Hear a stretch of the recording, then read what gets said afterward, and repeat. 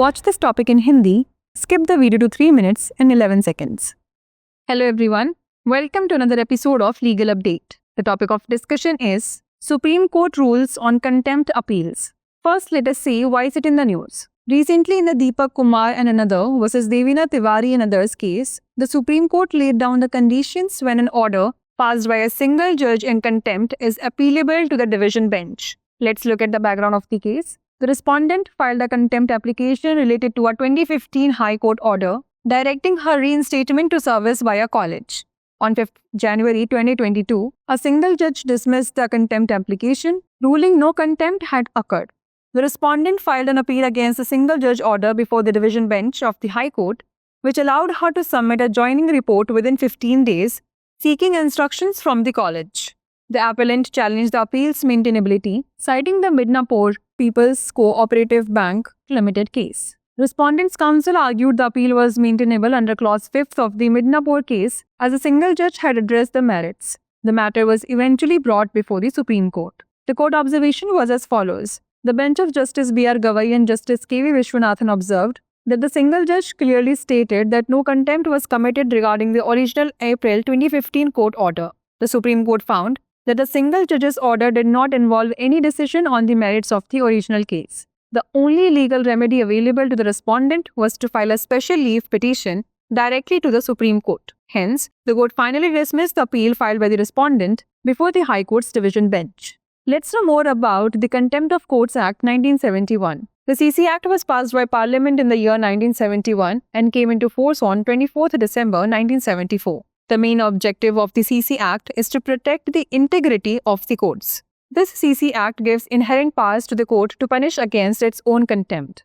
The provisions related to appeal are given under Section 19 of the CC Act. When the Indian Constitution was adopted, contempt of court was included as a restriction on the freedom of speech and expression under Article 19, Clause 2. Additionally, Article 129 grants the Supreme Court the authority to punish contempt of itself, while Article 215 gives the same power to the High Courts. Let's now discuss a case law related to it. Midnapore People's Co-operative Bank Limited and others versus Chunilal Nanda and others. In this case, the court laid down the principles governing appeals against orders in contempt proceedings. It was observed that an appeal under Section 19 will only lie against an order or decision of the High Court imposing punishment for contempt. Before we wrap up, here's a question for you. Under which section of the Contempt of Courts Act are the provisions related to appeals given? Section 20, Section 19, Section 18 और Section 17? नमस्कार, legal update programme में आपका स्वागत है। आज हमारी चर्चा का विषय है सर्वोच्च न्यायालय ने अवमानना अपील पर दिया निर्णय। सबसे पहले जान लेते हैं ये चर्चा में क्यों है। हाल ही में दीपक कुमार एवं अन्य बनाम देवीना तिवारी एवं अन्य मामले में सर्वोच्च न्यायालय ने वे शर्तें निर्धारित की जब अवमानना के संबंध में एकल न्यायाधीश द्वारा पारित आदेश के विरुद्ध खंडपीठ में अपील की जा सकेगी। चलिए जान लेते हैं मामले की पृष्ठभूमि।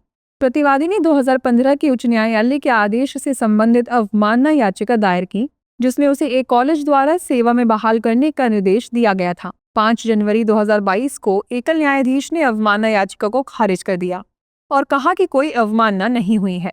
प्रतिवादी ने एकल पीठ के इस आदेश के विरुद्ध उच्च न्यायालय की खंडपीठ के समक्ष अपील दायर की, जिसने उसे कॉलेज से निर्देश प्राप्त करने के लिए 15 दिनों के भीतर कार्यभार ग्रहण रिपोर्ट प्रस्तुत करने की अनुमति दी। अपीलकर्ता ने Midnapore people's co-operative bank limited मामले का हवाला देते हुए अपील की स्थिरता को चुनौती दी। प्रतिवादी के वकील ने तर्क दिया कि मिदनापुर मामले के खंड 5 के तहत अपील स्वीकार्य है, क्योंकि एकल न्यायाधीश ने मामले के गुण दोष पर विचार किया था। मामला अंततः सर्वोच्च न्यायालय के समक्ष लाया गया। न्यायालय की टिप्पणी की बात करें तो न्यायमूर्ति B.R. गवई और न्यायमूर्ति K.V. विश्वनाथन की पीठ ने कहा कि एकल न्यायाधीश ने स्पष्ट रूप से कहा था कि अप्रैल 2015 के मूल अदालती आदेश के संबंध में कोई अवमानना नहीं की गई थी।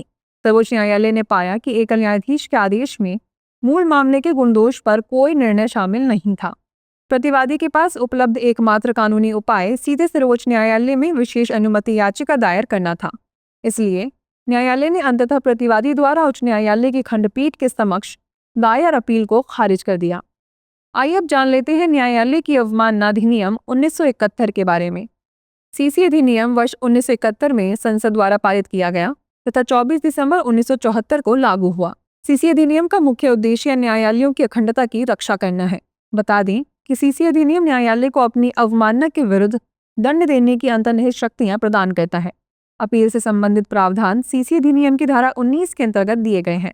जब भारतीय संविधान को अपनाया गया था तो अनुच्छेद 19 खंड 2 के तहत न्यायालय की अवमानना को अभिव्यक्ति की स्वतंत्रता पर प्रतिबंध के रूप में शामिल किया गया था। इसके अतिरिक्त अनुच्छेद 129 सर्वोच्च न्यायालय को स्वयं की अवमानना के लिए दंडित करने का अधिकार देता है, जबकि अनुच्छेद 215 उच्च न्यायालयों को यही शक्ति देता है। चलिए अब जान लेते हैं इससे संबंधित एक केस के बारे में। Midnapore people's cooperative bank limited और अन्य बनाम चुन्नीलाल नंदा और अन्य।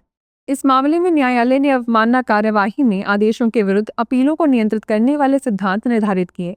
यह देखा गया कि धारा 19 के तहत अपील केवल उच्च न्यायालय द्वारा अवमानना के लिए दंड लगाने वाले आदेश या निर्णय के विरुद्ध ही की जा सकती है। आइए अब नोट कर लेते हैं अभ्यास प्रश्न। न्यायालय की अवमानना अधिनियम की किस धारा के अंतर्गत अपील से संबंधित प्रावधान दिए गए हैं?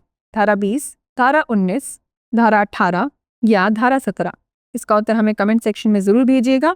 ऐसी और वीडियोस देखने के लिए लाइक, शेयर और सब्सक्राइब करना ना भूलें। धन्यवाद।